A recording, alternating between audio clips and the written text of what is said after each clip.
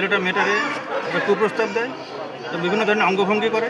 এর পরিপ্রেক্ষিতে ম্যাজিস্ট্রেট মহোদয় 1 বছরের বিনাশ্রম কারাদণ্ড প্রদান করে এবং 10,000 টাকা জরিমানা দেয় এবং এর পাশাপাশি 5,000 টাকা জরিমানা দেয় এবং এর পাশাপাশি আজকে আমাদের আরও 3টা সাময়িক ট্রায়াল হবে। সবই আমাদের পঞ্চগড় সদর থানার পক্ষ থেকে নিরলস প্রচেষ্টা এবং জিরো টলারেন্স হিসাবে আমরা কাজ করতেছি। মাদক এবং ইভটিজিং, জুয়া এগুলোর বিরুদ্ধে আমাদের জিরো টলারেন্স, এর ধারাবাহিকতায় আমরা প্রতিনিয়ত এই অভিযানটা চলমান আছে।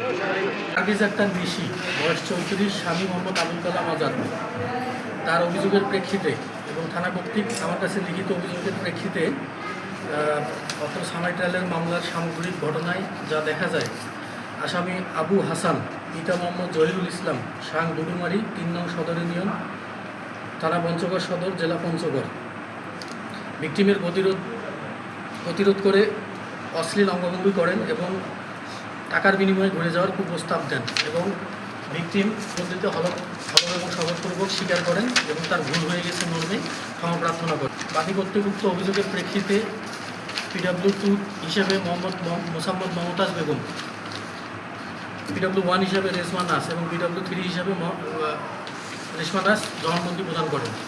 সার্বিক বিবেচনায়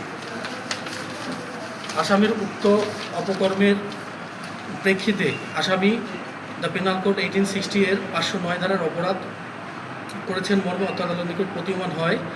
আসামি আবু হাসান, বয়স 30, পিতা জহিরুল ইসলাম, সাং ডুডুমারি, 3 নং সদর ইউনিয়ন, থানা পঞ্চগড়কে পেনাল কোড 1860 এর 509 ধারার অভিযোগ গঠন করা হলো এবং আসামিকে 1 বছরের বিনাশ্রম কারাদণ্ড এবং 5,000 টাকা জরিমানা, অনাদায়ী 1 মাসের বিনাশ্রম কারাদণ্ড প্রদান করা হলো। আসামিকে সাজা পরোয়ানা মূল্যে জেলা আদালতে প্রেরণ করা হলো।